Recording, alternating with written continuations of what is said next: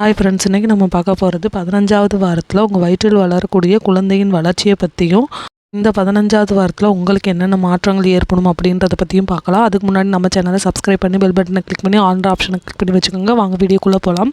இந்த 15வது வாரத்தில் குழந்தையின் வளர்ச்சி இன்னும் சிறப்பாக இருக்கும். குழந்தையோட முக அமைப்புகள் வளர தொடங்கும். குழந்தையோட தலையோட 2 பக்கத்திலும் காது தாழ்வாக இருக்கும். சில குழந்தைகளுக்கு முடி வளர தொடங்கும். இந்த டைமில் வளர்கிற முடி தான் பிறந்தவுடன் அவங்க குழந்தை முடியோடு இருப்பாங்க. ஒரு சில குழந்தை வழுக்கையுடன் இருப்பாங்க. குழந்தைக்கு தலையில் உருவாகுவதோடு உடல்லையும் லுணுக்கோ எனப்படும் மென்மையான முடி உருவாகும். குழந்தை வளர வளர உடலில் இருக்க முடி மறைய தொடங்கும். குழந்தையோட தோலுக்கடியில் இரத்த நாளங்கள்லாம் உருவாக ஆரம்பிச்சிரும். குழந்தையோட இதயமும் வளர ஆரம்பிக்கும்.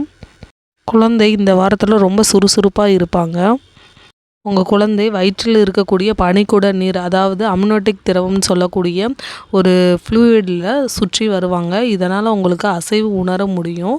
இந்த வாரத்தில் உங்கள் குழந்தையோட புருவம், முடி, தோல் உருவாக தொடங்கியிருக்கும். மிக முக்கியமாக குழந்தையோட எலும்புக்கூடு சரியாக உருவாக தொடங்கியிருக்கும்.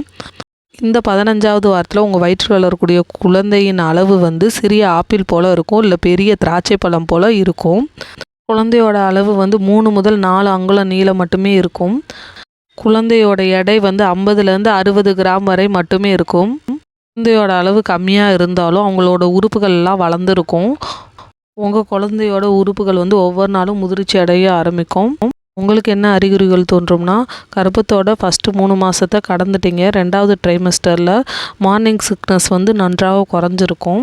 அதனால் ஃபஸ்ட்டு 3 மாதத்தில் ஸ்மெல்னாலையும் உணவு மீதான வெறுப்பும் நமக்கு கட்டுக்குள்ளே வந்துடும். நல்லா எல்லாத்தையுமே சாப்பிட ஆரம்பிப்பீங்க.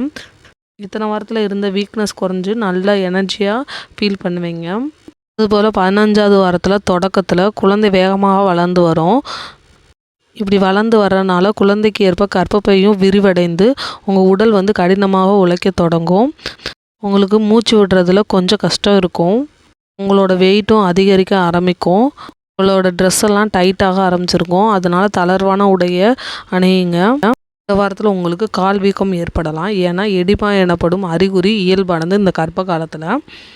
இது கையிலையும் கால்லையும் கூட வீக்கம் ஏற்படலாம். பொதுவாக கால்லையும் கணுக்கால்லையும் இந்த வீக்கம் ஏற்படும். உங்கள் உடல் திரவத்தை தக்க வைத்து கொள்ளும்போது இந்த எடிமா ஏற்படுது. கர்ப்பப்பையோட வெயிட் அதிகரிக்கிறதுனால நம்ம காலில் இருக்க தசைநார்கள்லாம் தளர்ந்துருது. அதுபோல் எலும்பு விரிவதற்குரிய ரிலாக்ஸின்ற சொல்லக்கூடிய ஹார்மோன் காரணமாக நம்ம கால் வீக்கம் ஏற்படும். காலில் வீக்கம் இருந்துச்சுன்னா குளிர்ந்த நீரில் காலை கொஞ்சம் நேரம் வச்சுருங்க. அது மணிக்கு தூங்குறதுக்கு முன்னாடி 2 தலகாணி போட்டு காலை மேலே உயர்த்தி படுங்க. முடிஞ்ச வரைக்கும் நீண்ட நேரம் நிற்பதவோ உட்கார்ந்து இருக்கவோ கூடாது. 15வது வாரத்தில் பல் தேய்க்கும் போது ஈரில் ரத்தம் வரலாம். அது மணிக்கு ஒரு வித கூச்சம் இருக்கும். பல்லில் ஈறுகளில் வீக்கம் கூட ஏற்படும். இந்த மணிக்கு ஈறு பிரச்சனை இருந்துச்சுன்னா குறைப்பிரசவமாக இருக்கக்கூட வாய்ப்பு இருக்குது. இதை உப்பு நீரில் கழுவும் போது இந்த எரிச்சல்லாம் கொஞ்சம் குறைஞ்சிரும். இருந்தாலும் டாக்டர் கன்சல்ட் பண்ணுறது ரொம்ப நல்லது. இந்த 15வது வாரத்தில் ஒரு சிலருக்கு மறதி ஏற்படலாம். இது எதனால் ஏற்படுதுன்னா, ஹார்மோன் மாற்றத்தினாலும் தூக்கமின்மை காரணத்தாலும் ஒரு சிலருக்கு மன அழுத்தம் அதிகமாக இருக்கிறதுனாலும் இந்த மணிக்கு நினைவாற்றல் குறைஞ்சிட்டு வரும். ஒரு வித கவனச்சிதறல் இருந்துக்கிட்டே இருக்கும் ஒவ்வொருத்தவங்களுக்கு.